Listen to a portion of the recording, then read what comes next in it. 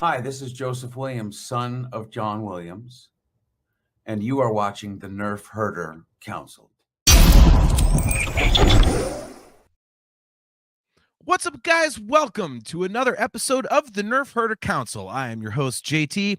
We are live on our Facebook page and our YouTube channel, and the Facebook page and YouTube channel of the Virtual Cantina Network. We are also streaming live on the Nerf Herder Council Twitch page. We are live at those locations every other Wednesday at 8 p.m. Eastern Standard Time. As always, we are brought to you by Audible. Go to audibletrial.com/NHC for your 30-day trial and a free audiobook download.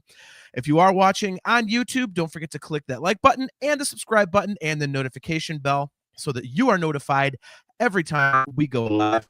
If you guys would like to get some great Virtual Cantina Network swag, just go to tpublic.com/user/virtual-cantina. And if you would like to get some kick-ass, customizable, multi-logo Nerf Herder Council swag, just go to shop.nerfherdercouncil.com. Without further ado, please allow me to introduce the Bucky Barnes to my Steve Rogers. He is, of course, my brother, AJ. What's going on, man? That's a hell of an intro. Okay, yeah, I'll take it. That means that I'm probably not nearly as charismatic, but I've shown up in more shit. Very true. Very true. But I'm an all-American hero, so there you go. I win. Yeah, true. True. So man, how you been? I'm good. I'm good. It's very stressful at work, very, very busy. But you know, we'll get through it. It's just that's life, so to speak. I'm just hoping our connection gets better because I'm getting notices in the chat here saying having trouble connecting. Please check your internet connection. So if you guys are commenting, I'm not seeing anything. Yeah, it's definitely. Oh, I was getting that little stupid like notification that like, oh, it's unstable. Like it's not unstable. DQ, what's up, man? John Godfrey, great to see you, brother. He says finally talking about the man. I know, dude. Captain America is just a great topic for me. I'm very much looking forward to this. Lucas Spoken checking in. Good to see you, man. Luke, by the way, amazing job on that orchestral Dream Theater track. I completely forgot to respond to you on that. You kicked ass on that. So we'll talk more about that on the other show. But yeah, so I'm excited to talk about Cap. He's my favorite, probably my third favorite movie character. I think. Wow. You know, he's. Okay. I mean, and I'm not a big like comic book guy, but he's by far my favorite Avenger. Mm-hmm. So, you know, I mean, I've said it many times on the show. I'm a huge fan of the first Captain America movie, the first Avenger. I just think that is like cinematic perfection. So Billy Judd checking in. Great to see you, man. He says, hey guys, great to see you, man. Thanks for jumping on. So yeah, you know, I love all the Cap movies. He's just an awesome character for me. He's just behind Han Solo and Indiana Jones. And you're welcome, Luke. You're welcome. So yeah, this is gonna be cool, dude. We have a new movie coming out, so we kind of wanted to kind of go back and talk a little bit of Captain America to kind of, you know, as like a primer for, you know, Brave New World, which is coming out. You know, all the first showings are 2 weeks from tomorrow, I think, because it'd be the 13th, correct? Yeah, like the day before Valentine's Day. So where do you stand? Now's a good time. Yeah, it's amazing how long it's been. You know, we've talked Marvel movies, we've ranked the entire Infinity Saga phases 1 through 3, and yet we've never really broken it down like per character.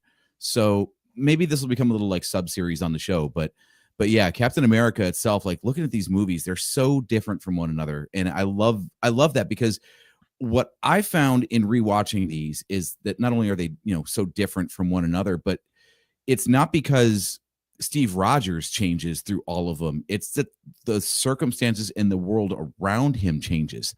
So it's really interesting to say like, oh, he went on such a journey when actually he stayed the same and it was everything else that changed. Yeah. It's usually like, you know, the hero grows up and learns a lesson and he's a different character at the end. Like, no, Steve Rogers was always Steve Rogers, which I love. Yeah. I love that they could make stories out of like, let's throw him in some other weird situation and see the way he behaves this time. Yeah, I think that's for me like kind of like the appeal. It sounds kind of stupid, I suppose, but he's just so all-American and so good and just always takes the high road. You know, I mean, come on. My other two favorite characters are Han Solo and Indiana Jones. They're not exactly known for, following the rules, and Han is a scoundrel and stuff like that. And I know it can be, you know, boring, I guess, for somebody to be as nice and good as Cap is, but I think I kind of like that. It's almost like, kind of with the way, I hate to phrase it this way, but the way things are going in the world. But when things are getting kind of dark and all that, and it happens in the movies too, in the MCU, he is that just straight arrow. Like he's like always at the tip of the spear, I love it. And for some reason it just resonates. And the character always resonated with me anyway. It's one of those things as a little kid, you first see Captain America, you're like, that guy's cool.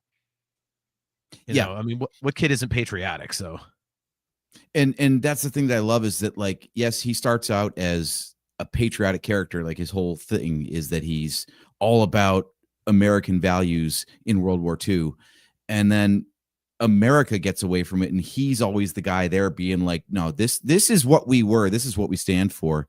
Yeah, you guys just forgot. Exactly. And I love that, because like you said, man, it mirrors reality a little bit too much. But also remember, these movies came out between 2011 and 2016, so it's not like this is new. This has been a theme for a long time now, and it's just in today's day and age, so to speak, it still resonates because it's a timeless reminder of like, oh yeah, we do have values and morals, and what happens when the world gets too complicated for them. Isn't that kind of like a metaphor in the beginning of the very first Cap film, when he's like, he's buried in ice? It's almost metaphoric, isn't it? Like all those, the old school 40s kind of, World War II generation, those morals have been just completely discarded. They're a thing of the past, and they do call him a fossil at times. Like it's kind of metaphoric, I've always thought, So it is a bit on the nose. You're right. Like he's frozen in time and ice. Yeah, exactly. So our good friend Joseph Friend, Discuss Metal Joe, great to see you, brother. He says, Steve Rogers was always Steve Rogers. AJ, I need a shirt of that. John Phillips, great to see you, man. He says, haven't been excited for a Marvel film since Endgame. Maybe this will be good. I have my doubts, though. Nick Hall, he says, Steve Rogers is potato salad. You know what you're in for. Yeah, I'll give you that, dude. I will give you that. And what is, okay, Joseph Friend says, at Nick Hall, not true. Hot potato salad is a thing, and it's better. Nick thinks it sounds sketchy. And Chastity Crawley says, Joe, hot potato salad like with hot mayo? Can you say food poisoning?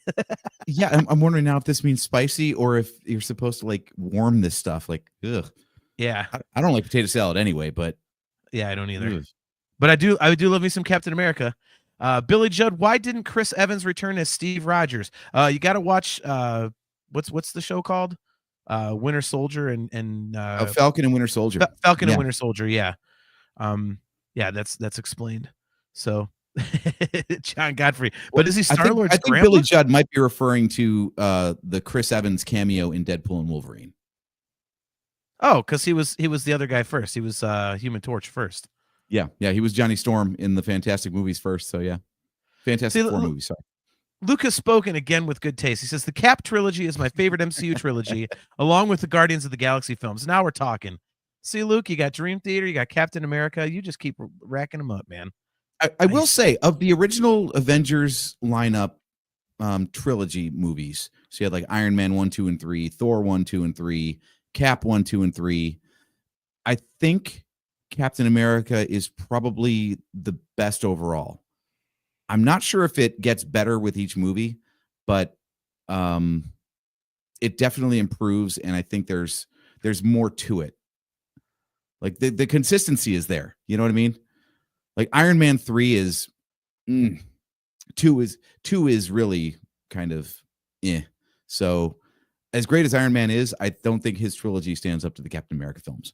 No, I would completely agree with that. I mean, look, let's face it. I mean, for me, it's no contest because First Avenger is my favorite Marvel movie. It's one of my all-time favorite movies because you're combining a World War II era, like a World War II era piece, which I love that time period. I'm a big history buff. And you're combining that with Captain Fucking America. Sorry. The views of the Nerf Herder Council don't necessarily reflect those of the Virtual Cantina Network, and there might be some swearing on the show like I just did. We need to turn that into a drinking game.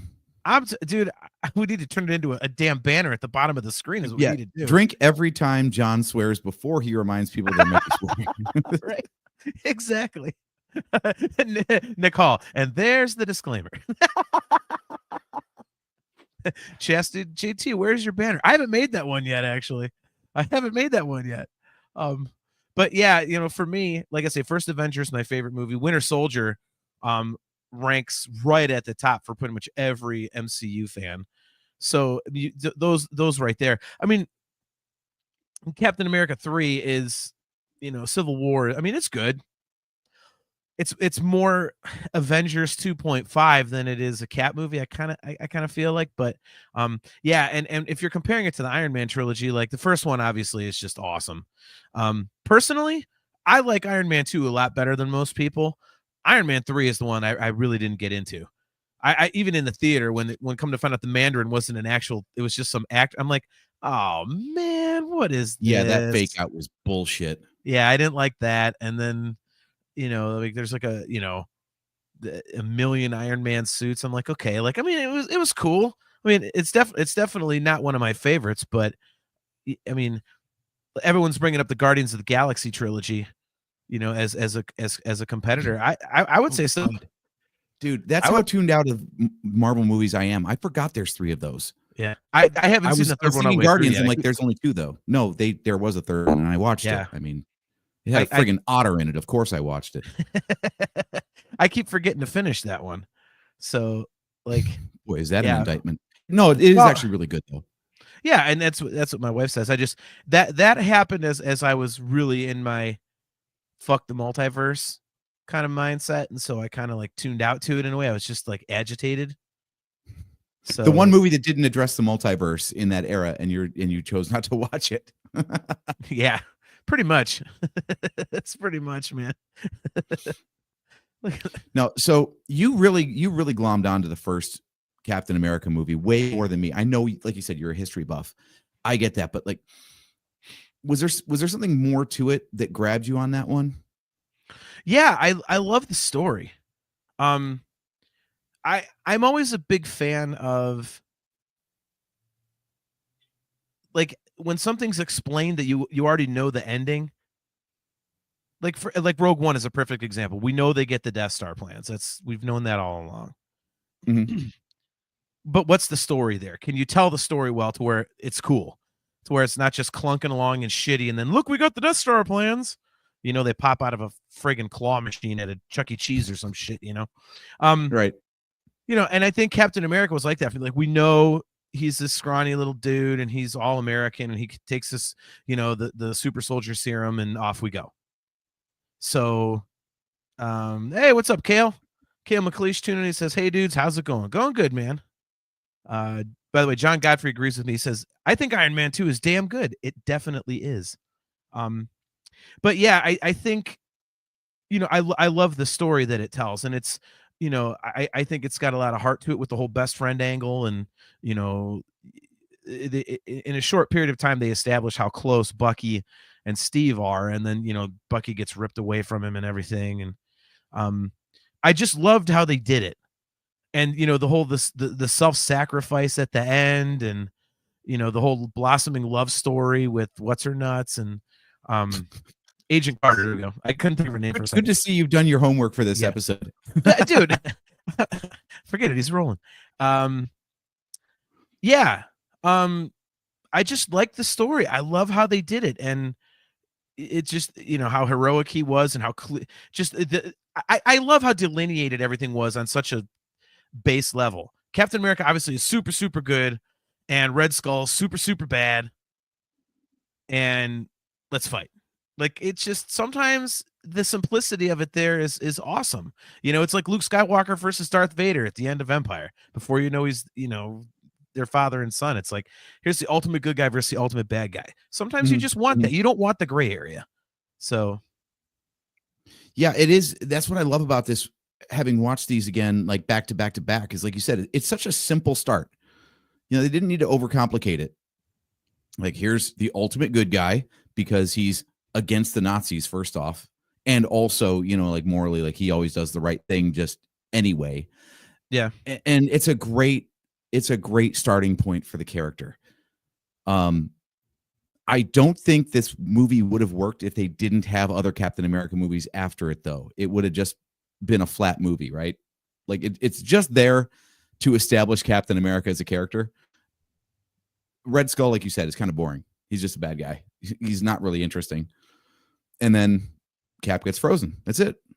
Like, boom. And it really feels like the start of a story, not like a story unto itself. Do you know what I mean? That's, if I had to think of it in those terms, I could see that. I mean, yeah, it really is kind of like you lose Bucky, what happened to him? Red Skull, gets defeated, and then Cap gets frozen. I mean, it's self-contained, but I think, yeah, it is more. There was nothing in that first movie that said Bucky was going to show up again, ever. The only way we knew it was all the comic book nerds being like, "Hey, that's the Winter Soldier." Yeah, and see, I didn't. So when they like harped on that, I'm like, I don't understand why this one guy of all the Howling Commandos was so important. Even into Winter Soldier, when like Cap is basically willing to lay his life down for this guy, I'm like, I didn't get that from the first movie. I didn't get that like this guy was that much more special. Yeah, I mean, he was the guy you didn't. Not really. Like, yeah, I mean, they had their moments before the super soldier serum got introduced, and Bucky gets in and Steve doesn't because he's medically unfit and everything. But then I don't know. That was one thing I had a hard time with, actually, with Steve Rogers as a character. Is like, I get that he's your best friend, but man, the lengths to which you are willing to go for this one dude is like, oof. Because he compromises his own morals a lot. He's like, I'm willing to die, even though it's better if I don't for everybody. And I'm going to protect this guy who very much is my enemy. Like, he's trying to kill me and he stands for things that I don't. But I'm going to try to save him anyway, even though it pits me against the people I'm supposed to be representing. So you're talking about like Winter Soldier, like later. You're not talking about First Avenger, in other words. No, not First Avenger. No. Okay, But that's like when Bucky gets yeeted off the train. I'm like, whatever. Okay, that sucks. Yeeted. one of your team died. In the first movie, it didn't seem significant enough to explain how important that character became. Okay. I don't know if they were trying for that. Maybe like you said, they knew where they were going with the story, so I'm sure they were deliberately setting that up. But it felt, as someone who didn't know the comic backstory, that it was more like a retcon. Okay. Like a Luke, I am your father moment, where like nothing was hinted at in A New Hope that said Vader was Luke's dad. Yeah, I mean, Chastity says, but if you have that type of friend, you go to those lengths. I know for my BFF, I would do just about anything for him, no questions asked. Yeah, I mean, I see, but again, I that's why I like it. I think because it is, Nick Hall said it's very paint by numbers, but it works as an origin.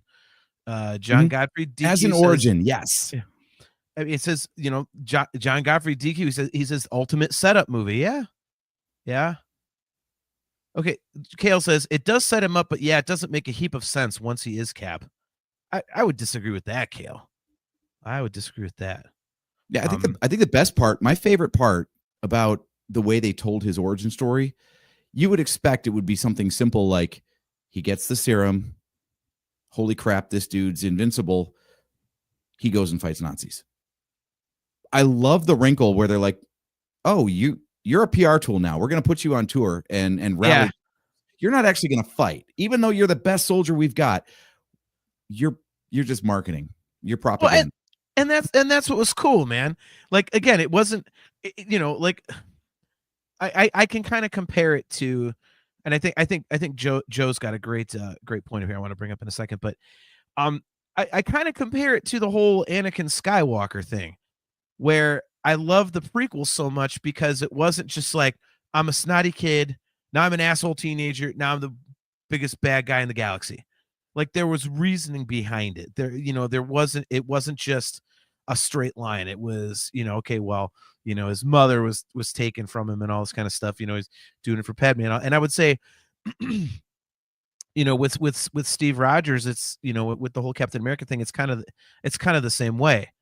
At least in the first Avenger, I should say, because it's like, they didn't just go, okay, he's Steve Rogers, he's the ultimate American, shoot him up with the super serum, okay, he's out kicking ass. Like, no, they're like, dude, you're a freak. We're gonna like go sell war bonds. Like he had to kind of come through the ranks and basically prove on that rescue mission, the one-man rescue mission, that like, yeah, this is I'm worth more than this. So it was cool. Like they kind of had that little swerve in there, So I thought it was awesome. I really liked it, and Joe says it's self-contained. It's a good walk first, then run to get him to the Avengers timeline. We're all tired of origin stories, but when this came out, it mattered. You have to get Cap into the fight.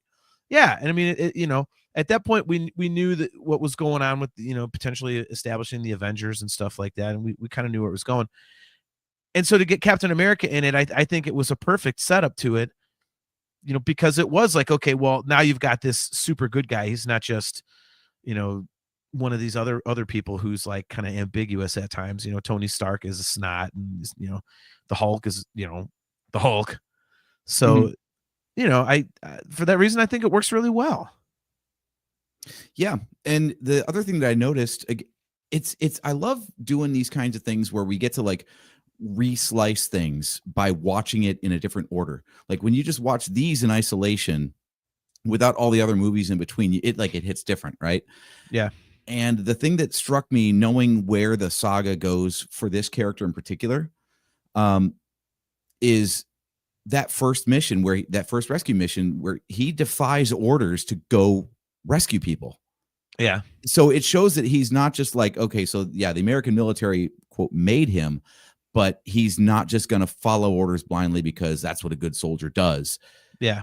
He showed that slightly rebellious streak, that part of him that says, I'm going to do what's right no matter what my orders tell me.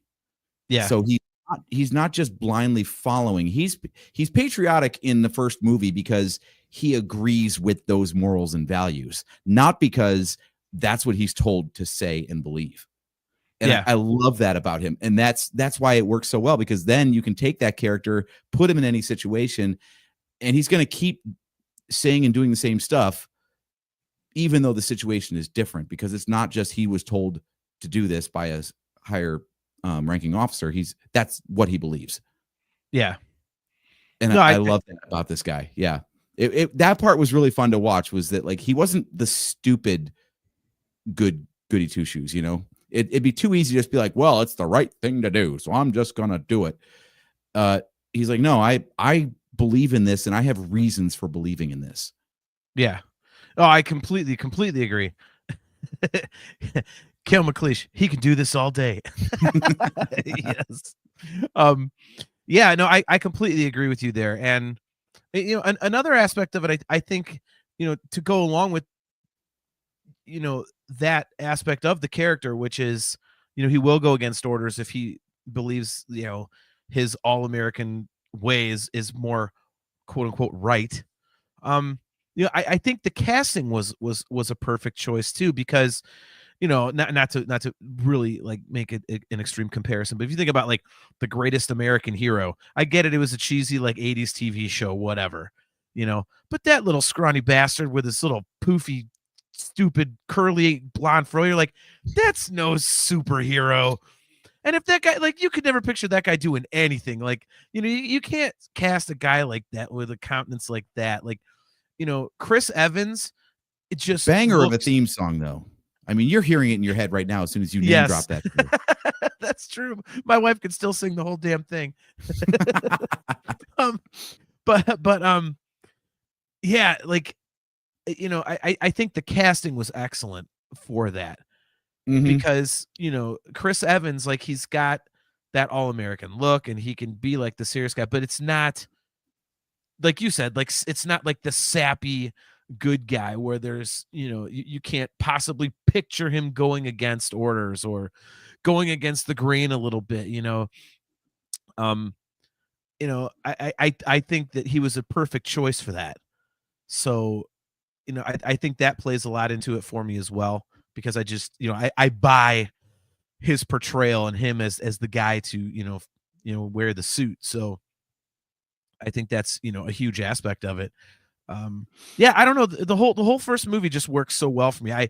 When I first I saw it opening night with Trolls with Pat, and the first time I'd seen him in quite a while. We just had been talking, kind of reconnected after a minute, and um, we just got talking about Captain America, and I was like, I'm so excited. He's like, really? Let's go. I'm like, okay. So drove out Mhm. and went to the Medina Regal, and man, we were both like, oh my god, that movie is so good. Like, I am surprised how good it still holds up too, because Red Skull, that was the start of the Marvel villain problem. That guy had Okay. no dimension to him whatsoever. Like, John was it even Phillips. explained like how he became the Red Skull, like why he had a red skull instead of a regular human head? Well, in the John Phillips, you don't sing it between renditions of Your Love, JT? No greatest American hero in the BBM set list, unfortunately. Well, it was my understanding that it was just, one of those super serum gone wrong types of things. It wasn't, the one that they knew worked. He was making his own, I guess, and Mhm. just kind of effed him up a little bit. So, yeah, that was my understanding.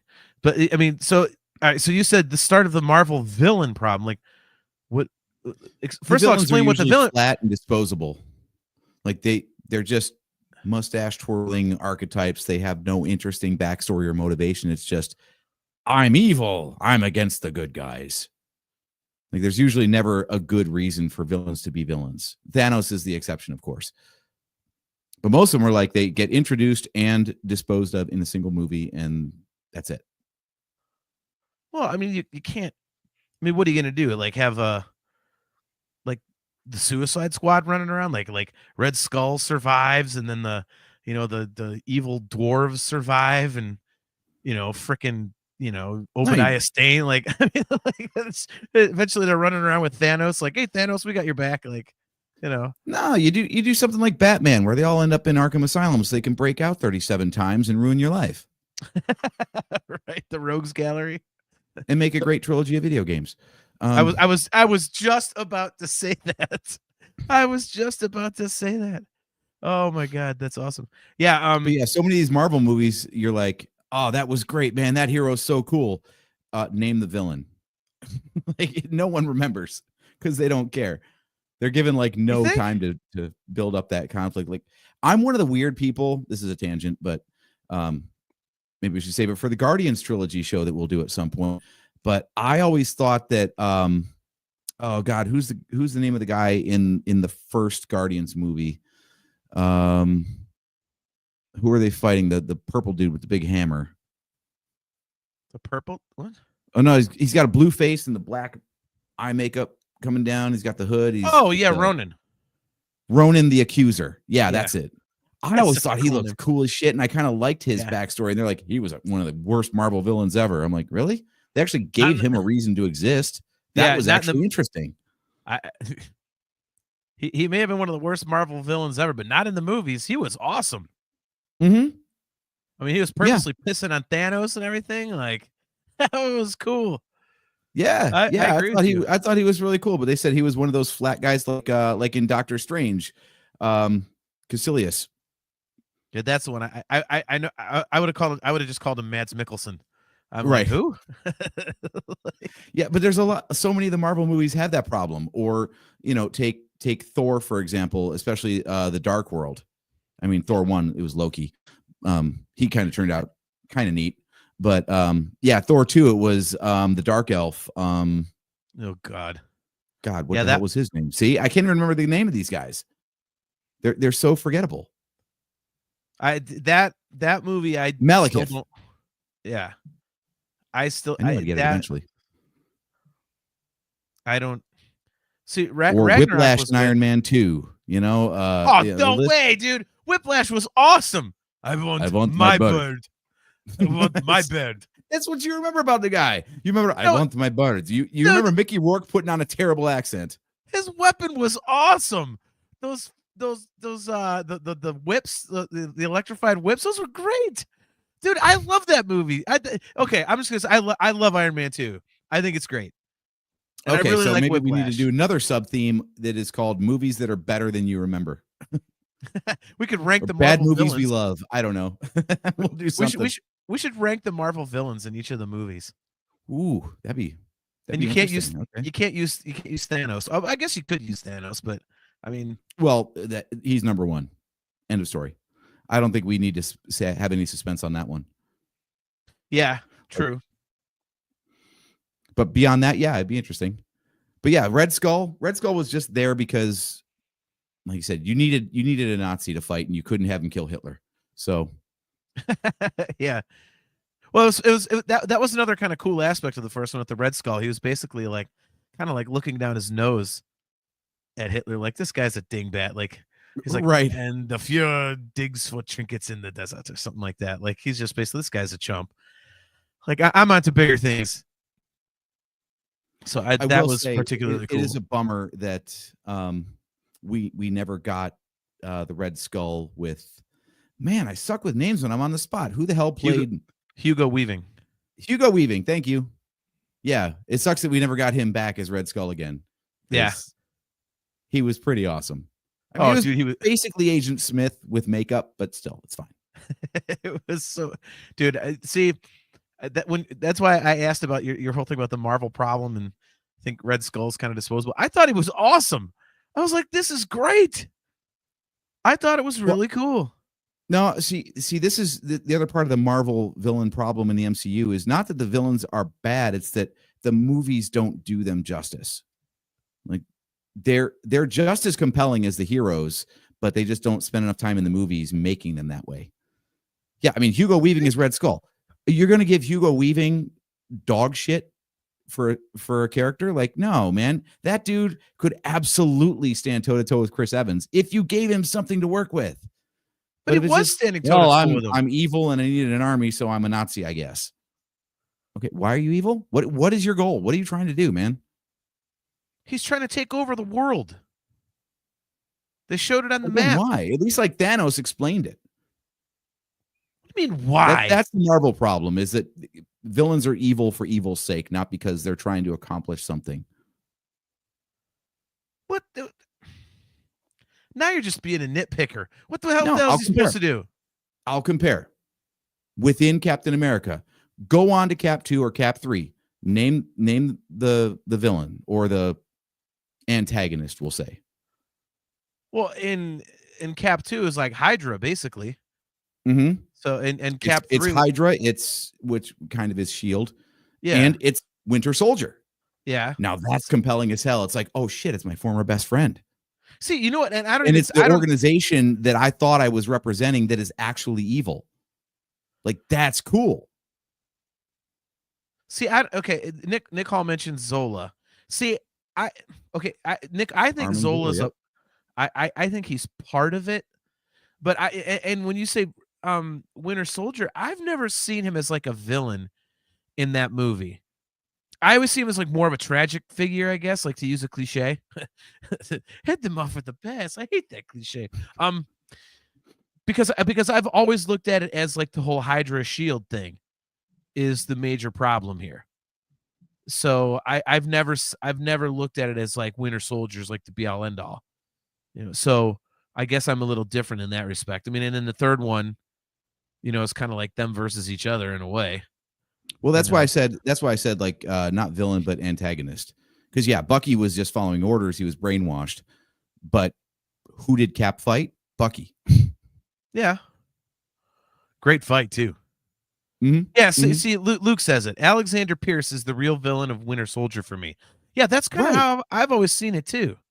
That's the thing. Like Steve Rogers thought he was representing America and was answering to the government and all the, you know, people in charge, and then found out, oh wait, they're actually the bad guys. Now what do I do? Yeah. The people I answer to are the bad guys. That was cool as hell. Yeah, no, I completely agree. So, but yeah, oh, go ahead. no, I was just gonna say I would just disagree that Red Skull's disposable. I thought that was I love that character.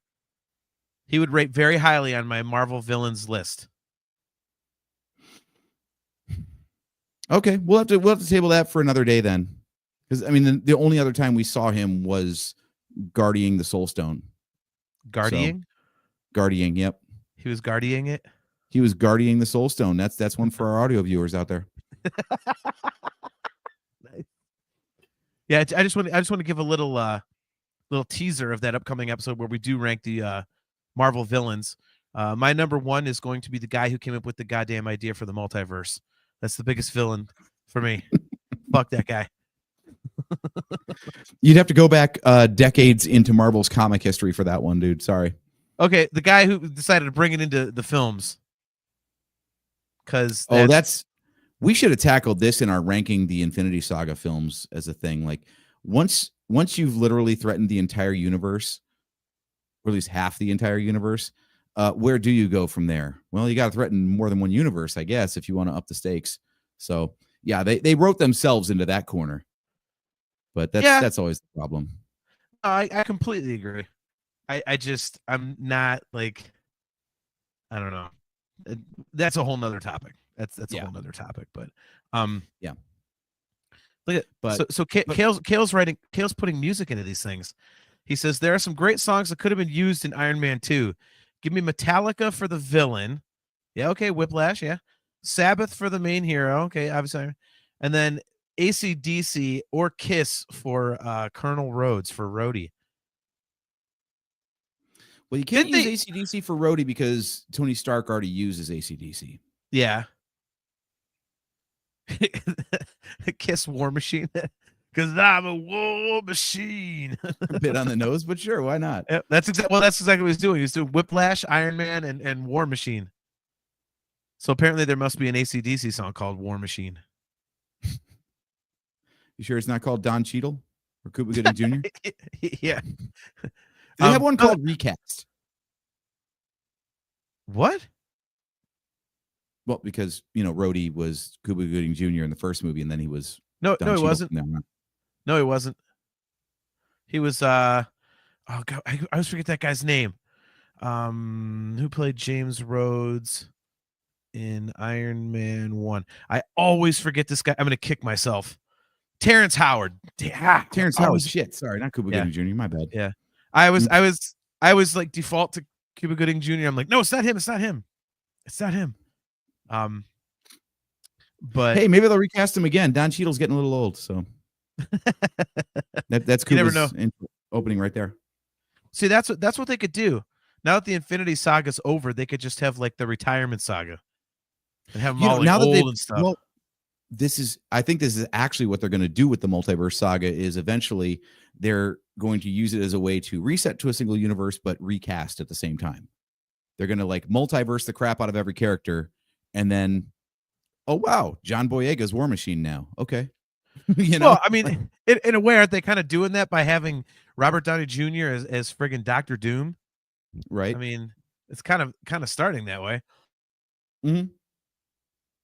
So anyway, yeah. So moving on to the Winter Soldier, I think this for me is the best of the trilogy. What do you think? No, but I mean, well, dude, it can't be. I mean, it can't, because First Avenger is my favorite Marvel movie, and it's one of my favorite movies ever. So Winter Soldier is absolutely amazing. And when we ranked the Marvel movies a couple years ago, I had Winter Soldier way up there. I don't have my rankings in front of me to say where I had it, but yeah, I had it way up there. I mean, it's an awesome movie. That was definitely in that range of movies where Marvel was just banger after banger after banger. Yeah. Like you knew what you were in for with a Marvel movie. They had that formula down, and it was awesome every time. Yeah. Well, I think what was really cool about that one is, coming on, okay, so Nick Hall says You need Winter to finish that Soldiers. sentence. You cannot leave the phrase "coming on" and just trail off. Don't be gross. Hey, you said the best thing about that movie is coming on and just let it go. So I mean, yeah, my point about it was I was teasing my point. You pig. Nick Hall says Winter Soldier is the best movie made from the MCU objectively. It works without being a superhero movie. That is an awesome point. That is an awesome point. He follows up. He says, change Cap and Bucky to Jason Bourne and a KGB operative equal to Jason Bourne. Yeah, I think, and that's actually kind of Nick. That was actually kind of where I was going with that. Is that, coming on the heels of, First Avenger, you've got that one which is like set, in the 1940s. It's like old school values, this, that, and the other, and then Winter Soldier is just as modern as it gets with espionage and all the tricky gadgets and everything. And like Nick said, it's like a Jason Bourne movie in a way. Like, yeah, I mean, I think Black Widow, her solo movie was much more like a Jason Bourne movie in feel, but which is why I love that movie as well.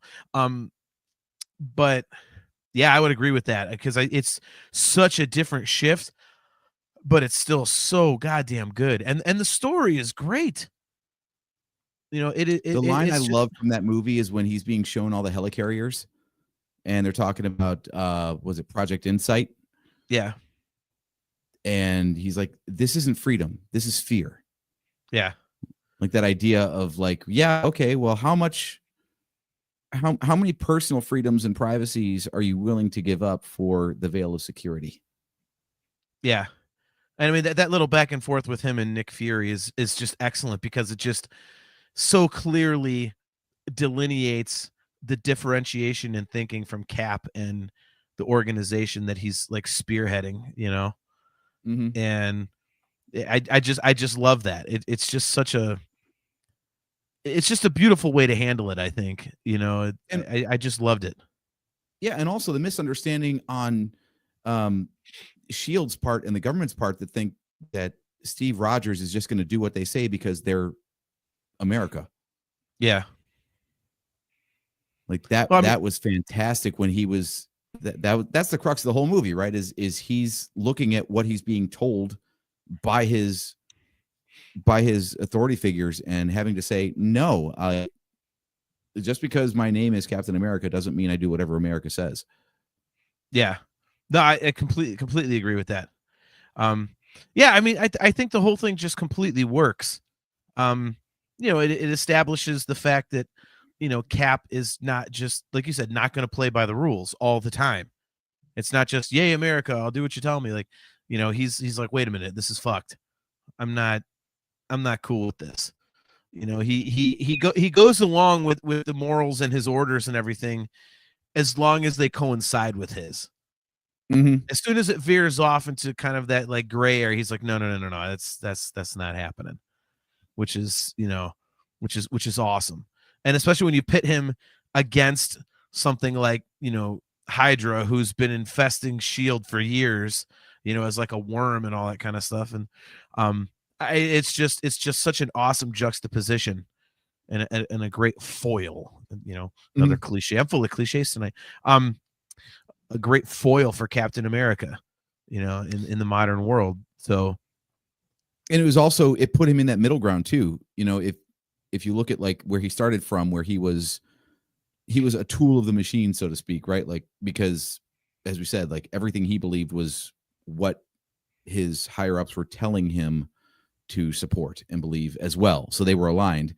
And then this is the first movie where he's like, well, what do I do with this? Like, how do I support my country and my beliefs at the same time when they're at odds with each other? Yeah.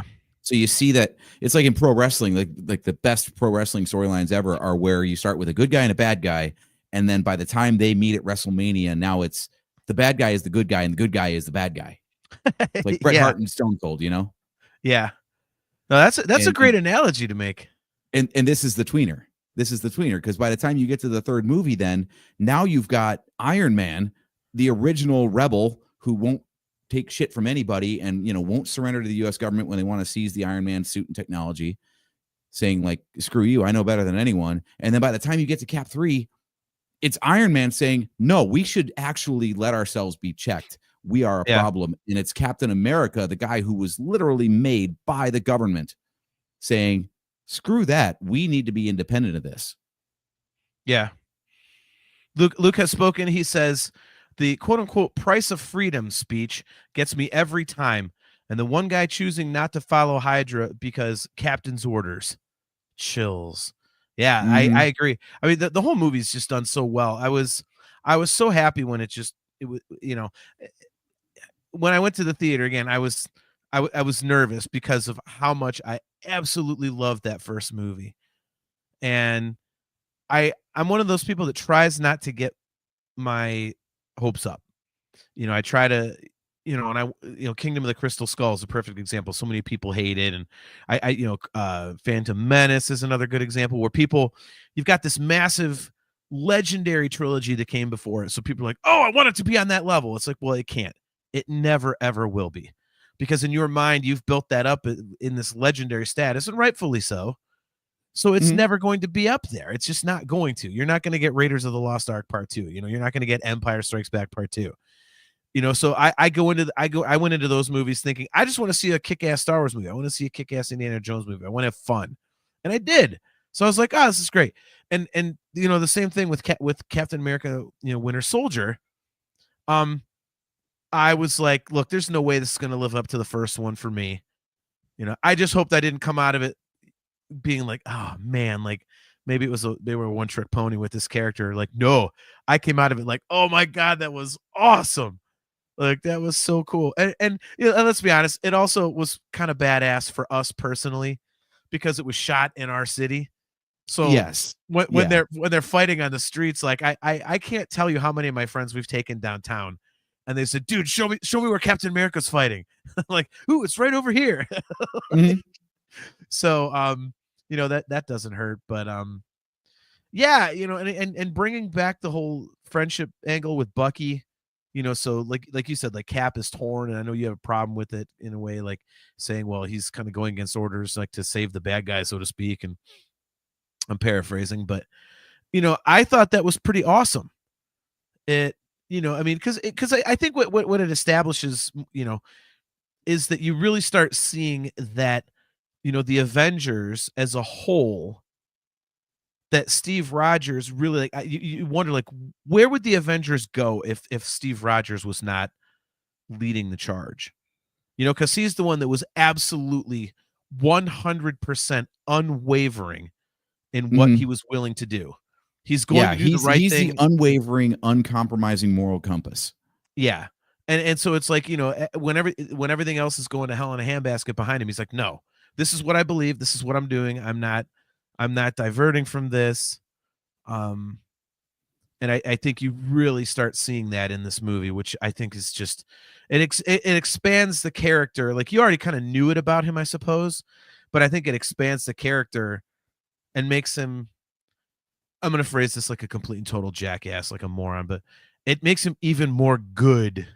It's the only way I can really think to describe it. His morality is even stronger, and his resolve to retain that morality is even stronger. And now, what did you think about Black Widow in this one? Because now that we moved on to the second movie and it's now post Avengers, now we've got like a larger Marvel universe sandbox to play in, and we've got Black Widow here, who, until COVID basically got her own movie, so she was only ever defined by how she bounced off of other characters instead of being the focal point herself. Yeah. So how did you feel like that worked for you? Like this Russian operative with the ultimate American, white bread good boy. I thought it was kind of interesting. It was I can't say off-putting. It was a little jarring at first to kind of see how she was portrayed in this one, because she wasn't like that in any other movie. Like, she was like chewing gum and being like slightly flirty and sexy. Like, it was like, okay, like, it was the only time they ever really showed her will like they that. won't they, wasn't there? Yeah. And it was like it was kind of like Wow, okay, that's interesting. I think it kind of humanized her in a way, which was kind of interesting. It made it a little more grounded, and I think when you saw that side of her, I thought that was kind of cool. So, Mhm. I've always liked that character in the MCU in the movies. I don't know shit about that character in the actual comic books, but Yeah. um, I don't know, something about that character I just thought was always kind of cool. Um, Mhm. Mhm. I couldn't even explain why. I mean, but And I'm yeah, not sure on the so timeline. In my mind, though, I think this might be the first Marvel movie where another character in the franchise rode shotgun for the whole thing. Like instead of uh just a cameo or a name drop, I think this might be the first time that they were just in it throughout. well, it wasn't first Avenger because Bucky dropped out when he fell off the train or got yeeted off the train, excuse me, to use your terminology. um, so there's that. By the way, Nick Hall, good point. He says that fight with Batroc was too short. Yeah. That's another reason this movie rules, because I had my all GSP. like yeah, my second favorite UFC fighter of all time, George St. Pierre. So um Oh crap, Nick Hall. Yes, you're right. Sorry, Iron Man 2 did come out before this. Or did it?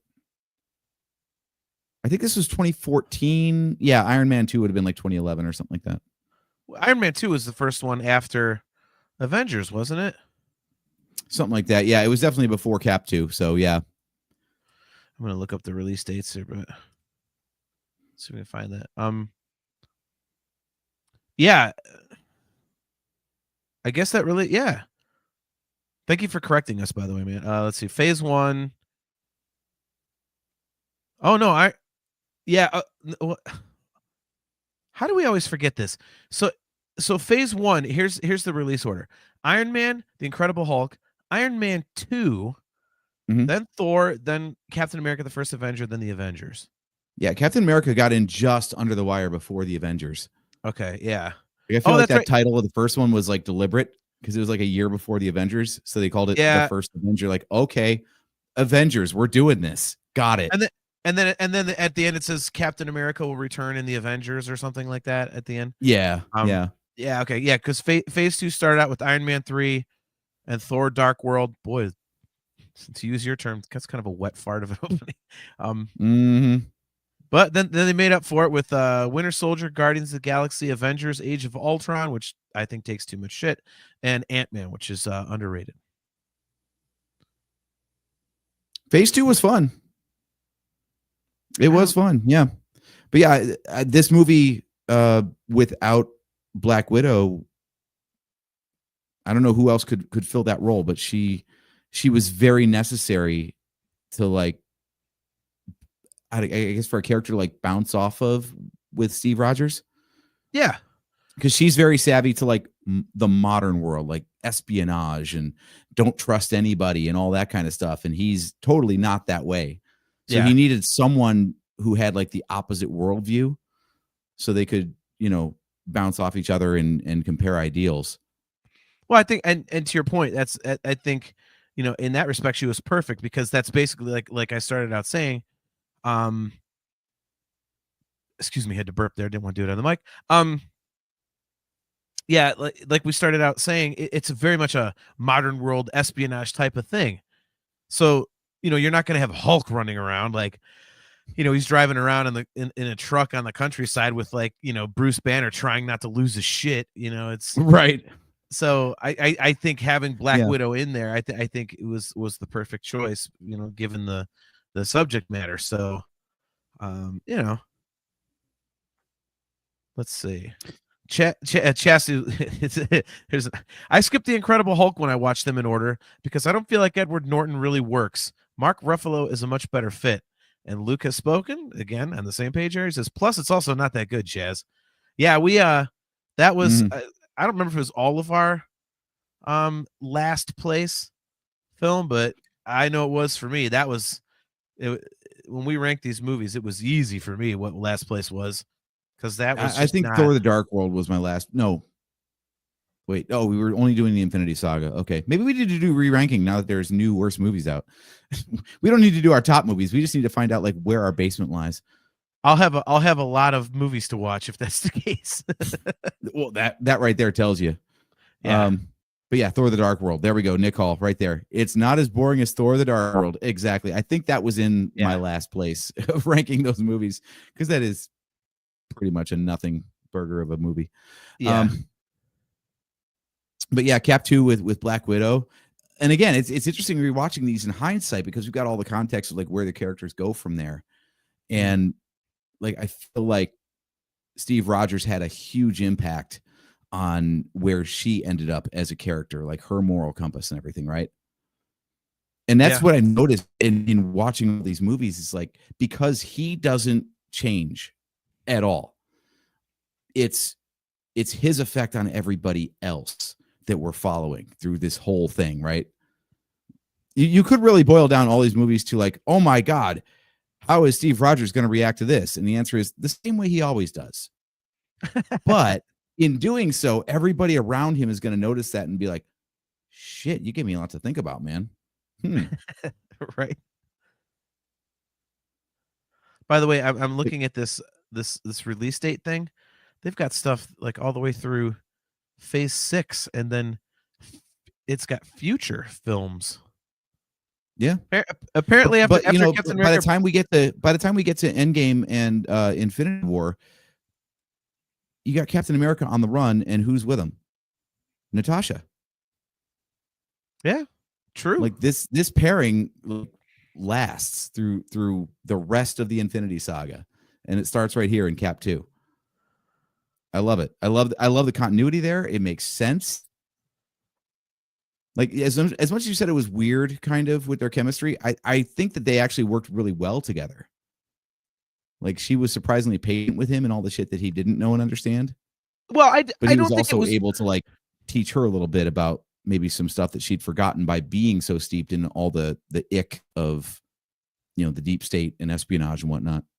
Well, I don't think their chemistry was weird. I just meant when I said jarring, I just meant it was kind of jarring seeing her as like, you know, the flirty, you know, gum chomping kind of young woman type character as opposed to just being like the, you know, straight line hard ass, you know, secret agent.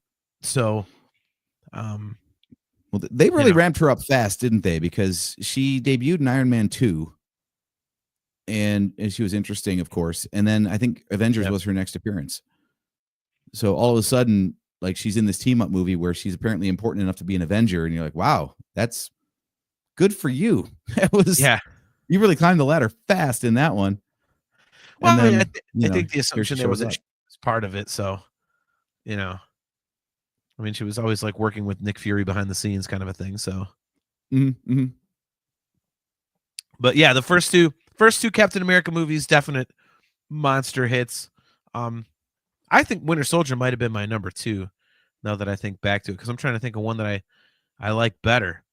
And I don't know that I can name one. Oh, the Eternals. No. That's right. Yeah. Yeah. There's our first sarcasm of the night. Speaking of a wet fart, I'd rather have a wet fart than watch the Eternals. You're not wrong, man.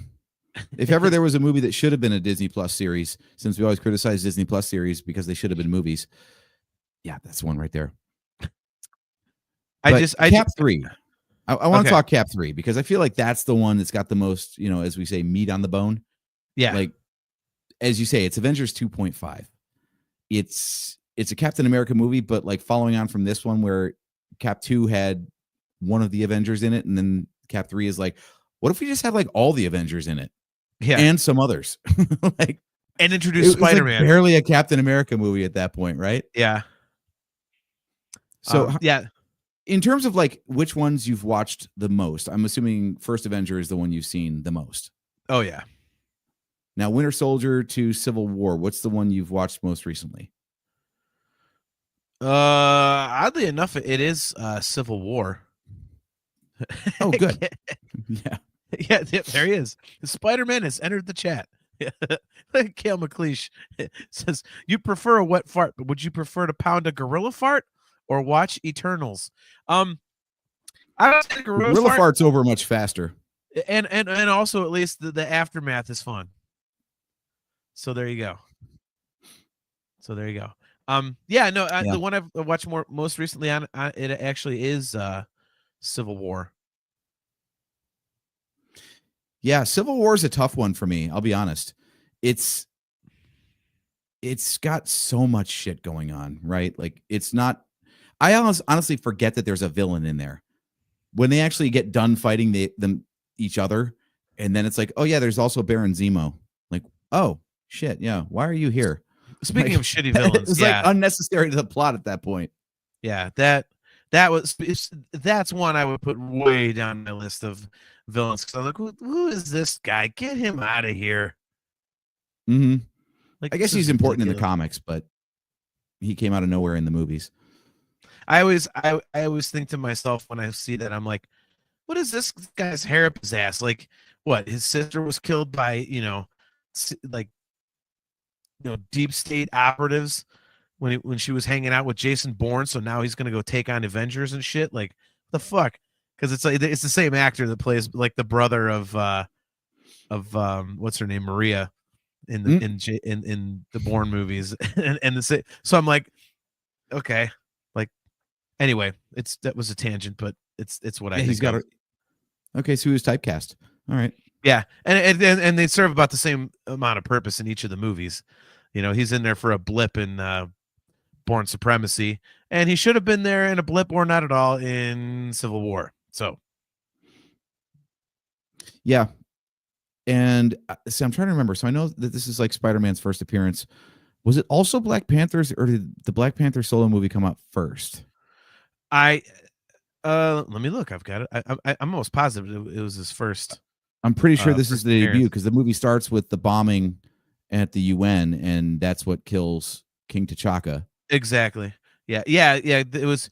Yeah, because Civil War was the first film in Phase 3, and then you had Doctor Strange, Guardians 1, or no, sorry, Guardians 2, Spider-Man: Homecoming, Thor: Ragnarok, and then Black Panther. So you had 4 more movies after Civil War before you get to the Black Panther solo film. Yeah, so all were great plot threads, but to me, I don't know how you feel about this, but I feel like just starting with that, like they bombed the UN, and now we got a new character out of it because lo and behold, he was a hero the whole time, who just hadn't revealed himself to the world yet. Yeah, that's a movie right there. That could have been Black Panther 1. It didn't even need to have everything else going on. And then you get into the whole like Avengers, let's choose sides over the Sokovia Accords kind of business. That's a movie right there. And then you got Baron Zemo over here, which if they had more running time and developed that part of the script, that could have been a movie right there. Yeah. It's like there's so much crap in this movie. So where does it fall for you? Because it's a very important movie in the Marvel universe, but there's so much stuff on. So how do you feel about it? I mean, it's obviously my third, if I was ranking 1 through 3 in this particular trilogy, it would be go in that order, 1, 2, 3. Is this the Star Wars problem where something's got to be last, no matter how good it is? No, I mean there are other Marvel movies I would rate ahead of Captain America, Civil War. I have to admit I was a little disappointed in Civil War. I don't think it was quite enough Captain America for me. And I just, like I say, Baron Zemo was a shitty villain. And the airport fight was awesome, and it definitely, did kind of come off as Avengers 2.5, which I was like, I would have preferred a more self-contained story. I mean, I understand why they had to do it that way, kind of establish that, there's tension in the group and they're not perfect, and kind of give them that, there's a couple factions within the group, and so they got to come back together and as a team better than ever to defeat Thanos, kind of a thing. I get that, but I think it would have been cooler had they focused on the whole plot thread of Cap knowing how Tony Stark's parents died, and then kind of getting more into them, like kind of getting into it. I think because that part of it was really cool. But I mean, it's a good movie. I mean, again, there's far worse ones. I just think that there were parts of it I was a little disappointed in, and it definitely to me doesn't hold up against the other two. Yeah, for me, one of the things that really fell apart for me plot wise was I don't think you needed Bucky to be the one that killed Tony's parents. It's kind of like a small universe problem where like you could just say that like, yeah, they died. Find some other way to link this together instead of being like, well, Tony hates Bucky and Cap will never abandon his best friend. So now we're fighting. Right. Like, man, couldn't it have been enough to just have things get out of control over the Tony says we should follow the Accords and Cap says, fuck to the no, we shouldn't. Right. Like, did we really need the whole, like, I'll defend Bucky even to my other friends storyline? It's man, that's a hard one to answer. By the way, I looked it up, and that did happen in the comics where Bucky killed Howard and Maria Stark. Man, that's tough because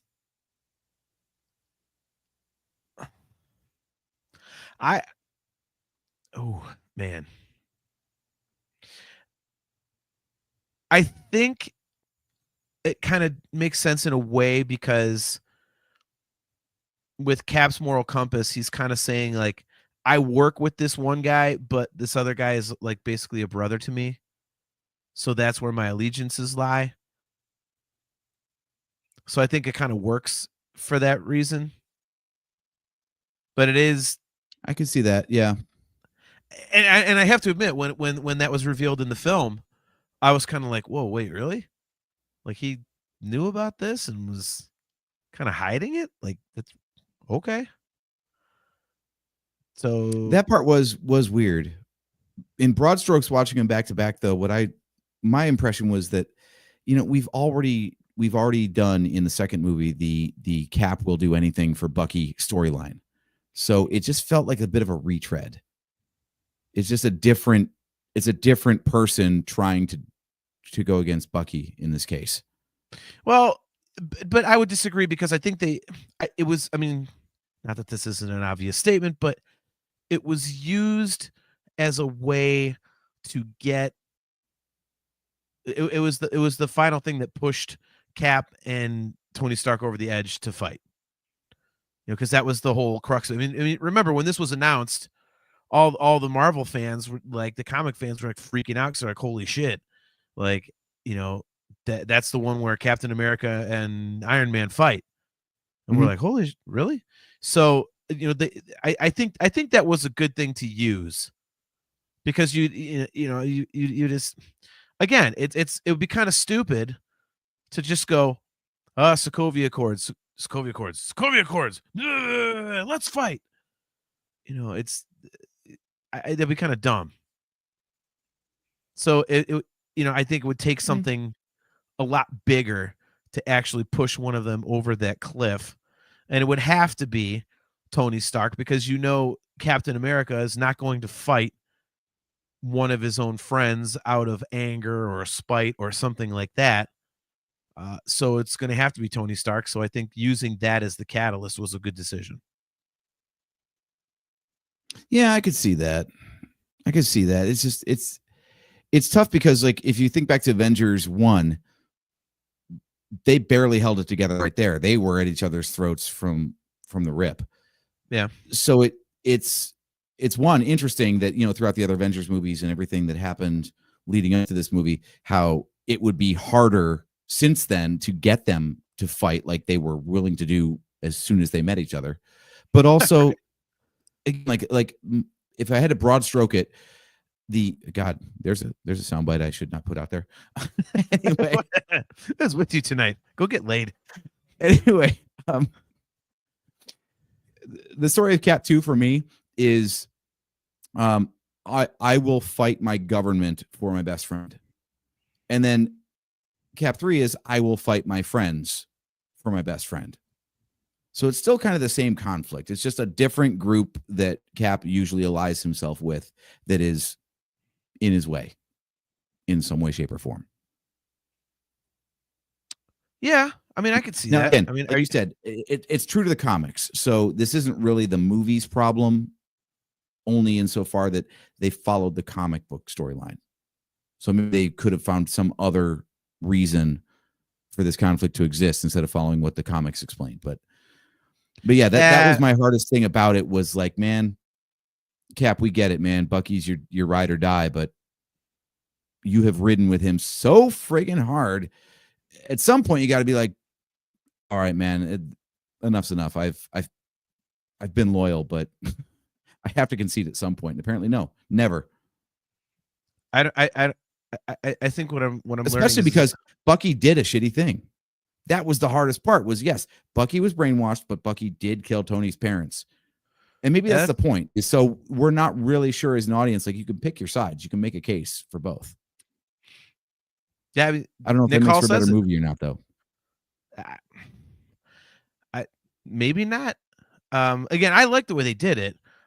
Nick Hall, he says Tony wanted vengeance and Bucky wasn't Bucky. He was brainwashed. I get why Cap defended him.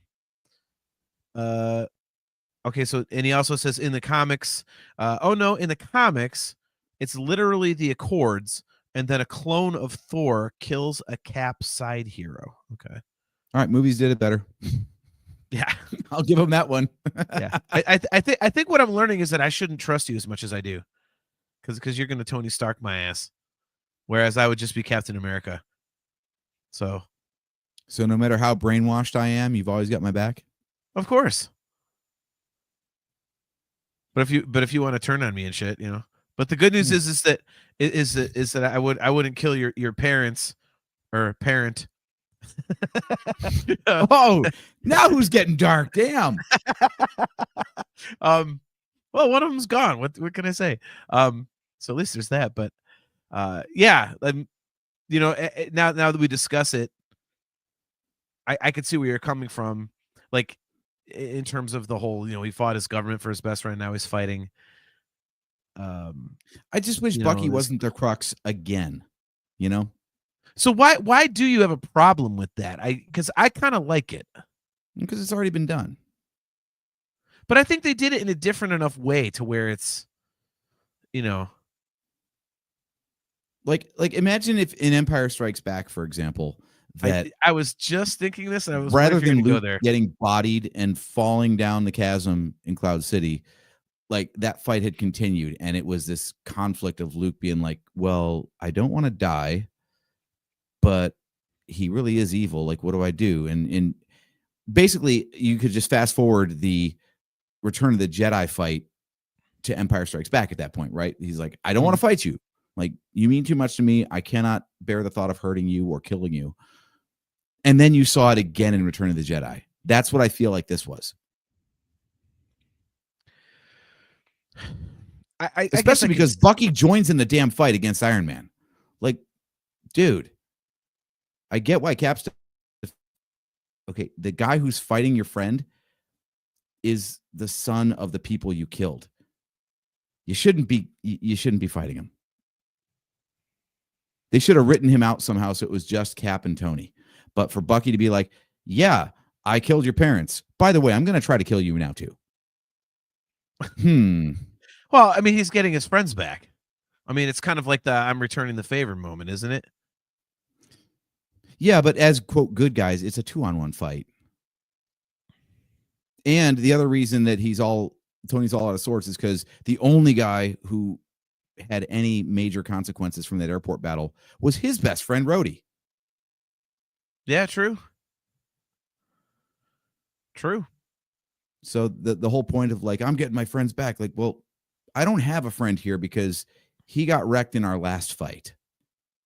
So it's like, you already won this, but you're going to keep coming after me anyway. Yeah, I mean, I get it. I don't know. I just see, until you just explained it, like I didn't really think about it that way, to be honest with you, because it wasn't at least to me, it wasn't so in your face that it's like, I'm fighting for my best friend. Like, I mean, it's there, yeah, but the other story, when I think of the third movie, I'm not thinking, oh, it's all about Bucky again. You know what I mean? So whereas your Star Wars example, it's like the two main the main protagonist, the main antagonist, both times. So I could see that, you know, it'd be like, I guess I would say I could see it if you had a problem with it, if it was like Red Skull was, you know, he escaped in one, then he's fighting Red Skull again, and then he's fighting Red Skull again. Like, God damn it, we get you're fighting Red Skull. But I didn't get that vibe off of Civil War because I was too busy kind of, you know, I was zeroed in on the inter-Avengers conflict, you know, them not getting along. And then now the thing I will absolutely give ass. it credit for is the fact that they were able to take, like I said, the guy who absolutely represented the establishment in his debut is now the guy who is giving the finger to the establishment. And Yeah. the guy who hated the establishment when he debuted is now saying, I respect the establishment. Yeah. So turning, the way they were able to switch sides, and in both cases, it wasn't weird. Like, neither of that was like a contrivance where you're like, oh, do I really believe that that's what that character would do? It's like, no, that's exactly what would happen. Yeah. That is exactly what would happen. I love that. Yeah, I completely agree. And I think the other cool thing about it, for me anyway, Chesty Crawley. When I first heard the title Civil War, I wanted it to be Cap fighting in the actual Civil War. so yeah, it's going to be the Captain America, the First Avenger, Captain America Civil War, and eventually they're going to have Captain America, the Spanish American War. Like, God damn, this guy goes all over the place. But yeah, I think what another aspect that made this movie pretty cool was the whole Sokovia Accord thing, because you kind of don't really think about it. You know, I think it really kind of grounded the story in a little bit more realism than you had, because I mean, we see all the devastation. You know, you're tearing up New York, you're tearing this up, you're tearing that up, but you know, it's just cannon fodder, you know, to that point. But then all of a sudden, when they bring in the whole storyline of, well, okay, like you're saving us, but you're also costing us like $1 billion to redo the city. Like, you're writing us a check. Like, you guys need to check yourselves. So I was like, that's pretty cool, because it, you know, that there is a realistic, you know, kind of cost to all this. That's a perfect jumping off point for your Avengers 2 Age of Ultron is better than people give it credit for speech. Is like the ultimate consequence of that was the villain existed because Tony Stark did a thing, and the consequences bit him in the ass. Yeah. And it resulted in an entire city being levitated miles in the air and plummeting to the ground. Yeah. Killing a whole lot of people. Yep. So his whole idea of like, I want to protect everybody. Well, you just killed a bunch by your efforts to protect them. So how do you feel now, bud? Yeah. Like yeah. That is actually a really cool concept. And the fact that it has these ripples throughout the entire Marvel universe as a result was kind of a stroke of genius. Yeah. Well, I mean, and I like that. Sorry. Yeah. As much as that movie itself wasn't the best Avengers movie, the concepts sure were. And they gave them a ton of plot threads to pull on subsequent movies. Yeah, I completely agree with that. And I think setting the tone of, you know, I just think it kind of added more gravity to what came after it, you know, the Sokovia Accords and all that, because poor choice of words, dude. Sorry. Sokovia knows all about gravity. Yes, they do. Yeah, no, I just think it, you know, after that it was, because before it was, you know, it was comic book-y. You didn't have a real world consequence, and now that you did, you were kind of looking at the subsequent movies kind of with that in the back of your mind, like when something gets absolutely destroyed, you're going, oh, that's not good, you know, like what the hell, you know, you're looking at, stuff like, Spider-Man when they're blowing all kinds of shit up. You're like, okay, and Spider-Man might be a bad example because that's about the most grounded ones that they have. But still, even still, you're looking at that stuff going, oh man, like there's a real thing going on here. So, especially in like what the hell? Why am I forgetting the name of the damn Infinity War and Endgame? There we go. Especially in those where the universe is blowing up and all these different parts of the world are blowing up. It just added a little bit more weight to the whole thing. And I really liked that. I thought that was a really cool thing that they did. And I know it was in the comics, but I thought it was a great thing to bring into the comics personally. So I really, really enjoyed that. Yeah, it's the other thing I think is cool about this is like, yeah, the guy's named Captain America, but really like by the time you get to especially the third one and then into like Infinity War and Endgame, he doesn't represent America, right? Like he's actually an enemy of the state. So yeah, even make that joke in Spider-Man. Like, I think this guy is like a war criminal now, but just watch the video anyway. Yeah. So like it becomes like a brand of sorts that almost like disassociates itself from its meaning, because it was originally written as like he's the ultimate patriot, right? And he represents our country. And then he just kind of goes off and forms his own legend where the name is disassociated from the country that's literally in his name. And I think that's really interesting because they've moved forward since this trilogy, this whole idea, at the end of Endgame, he hands the shield over to Sam Wilson.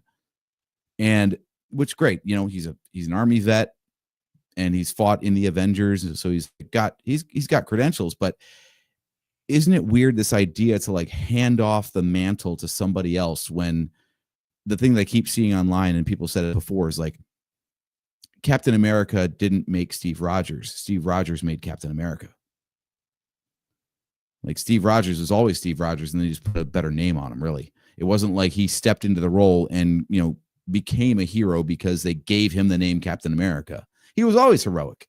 And then he just gave him a platform and a name.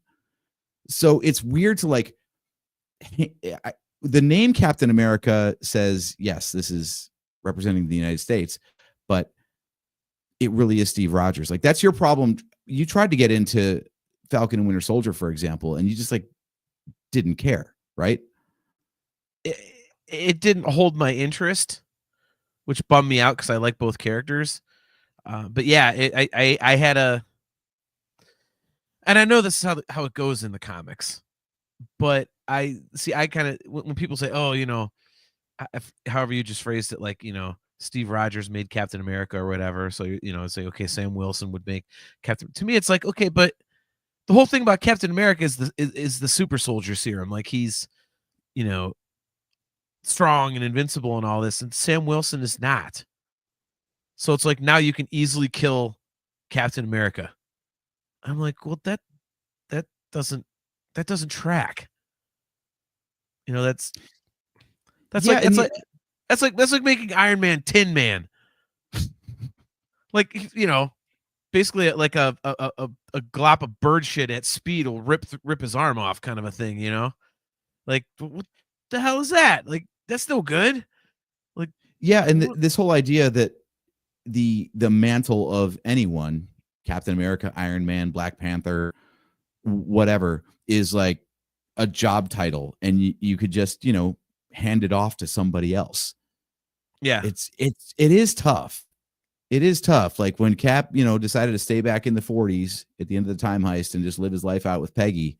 Great for him, but you can't just hand off the shield and be like, yeah, you do this job now. Like, you made that your own.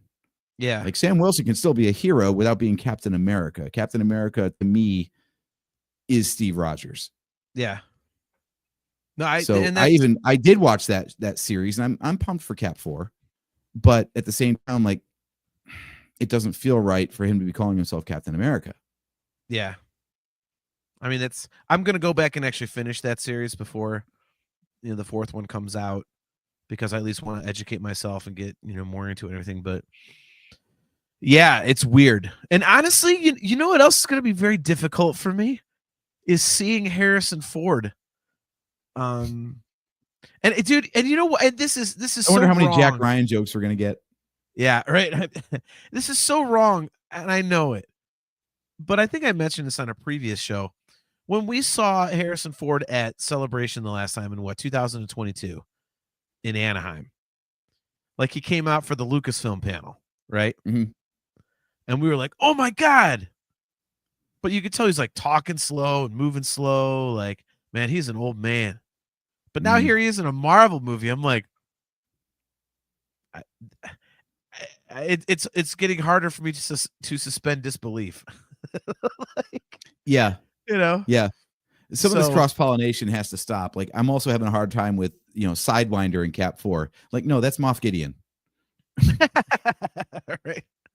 And that guy's in everything. Mhm. Holy, like Esposito, Yeah. Giancarlo Esposito. Like, dude, he's in everything. Mhm. Like, holy crud, man. Like, I just, I just with the whole like Sam Wilson as Cap thing, I'm like, just do something different. Just bring back Chris Evans as Steve Rogers and have him like, shoot out of there.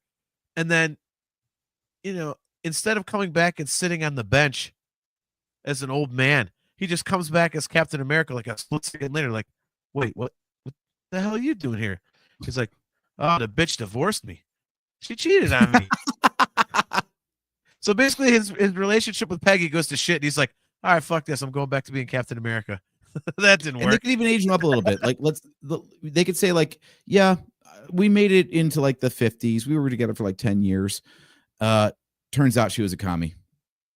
McCarthyism got her. The Red Scare. McCarthyism. There's some real world shit like Right? gravity and the Sokovia Accords. We've got McCarthyism.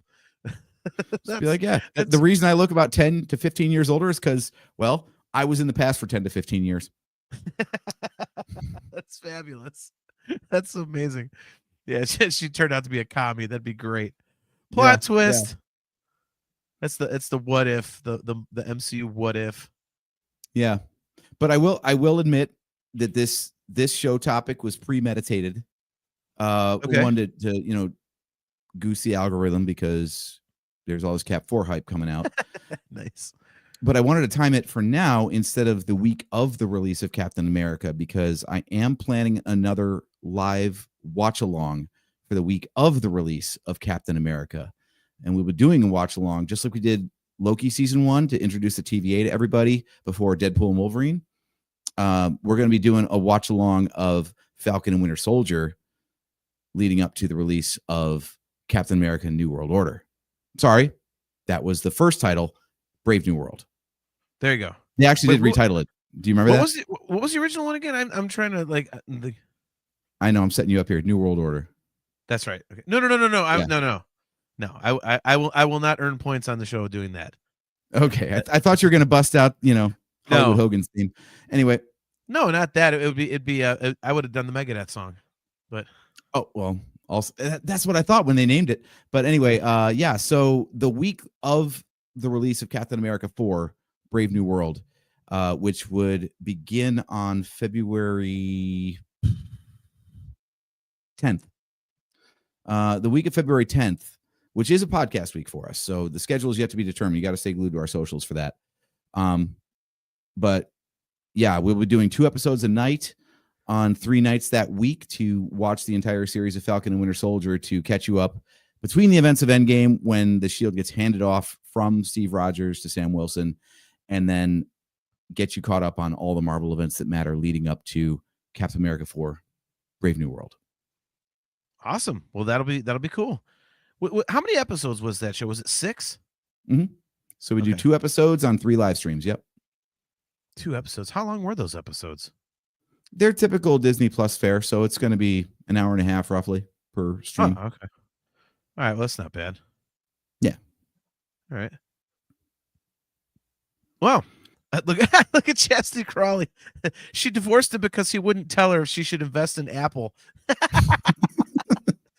Nice. That's awesome. Oh my gosh. Sorry, I had to mute for a second. I had to cough there. All right, man. Well, Well, I guess that about does it for our Captain America Steve Rogers trilogy recap here. So yeah, I'm final thoughts here. Obviously, we've gone over how much I love First Avenger and Winter Soldier's damn close. Civil War, pretty good. I think I got a little bit more of an appreciation for it having discussed it here tonight. So thank you for bringing up this topic. Yeah, I'm excited for Captain America: Brave New World as well, because it seems not multiverse-y, so I can Mhm. get behind it more than one of those other dumb movies where it's like, I mean Red Hulk is pretty interesting. That's kind of cool. So um and I just I think it's gonna be I think it's gonna be a fun movie.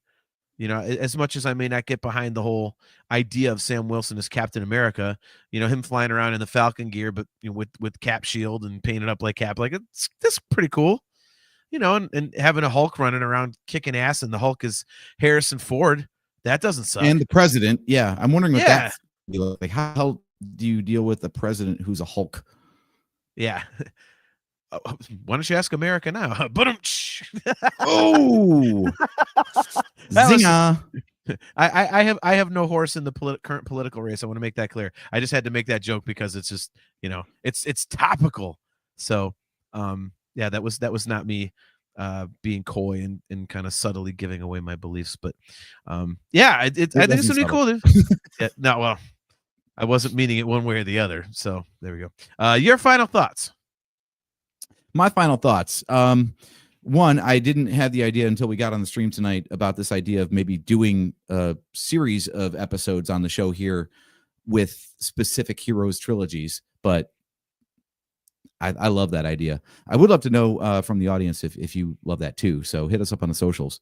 But overall, yeah, like I said, I was really struck by the idea in watching these back to back to back that it's not so much the journey that Steve Rogers goes on and comes out the other end a different person. It's that Steve Rogers just stays being Steve Rogers as the environment changes around him. Yep. And the effect that he, being this immovable object, has on all the characters that he interacts with.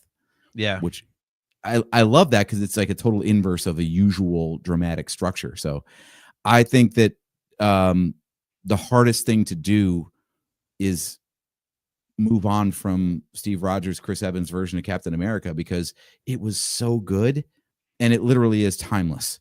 So yeah, I don't know what Cap 4 is going to bring us, but I'm very interested to see how they handle it, and if they bring his Captain America back at some point in the future, like through multiverse or time travel shenanigans, Yeah, no, I completely agree with you with that.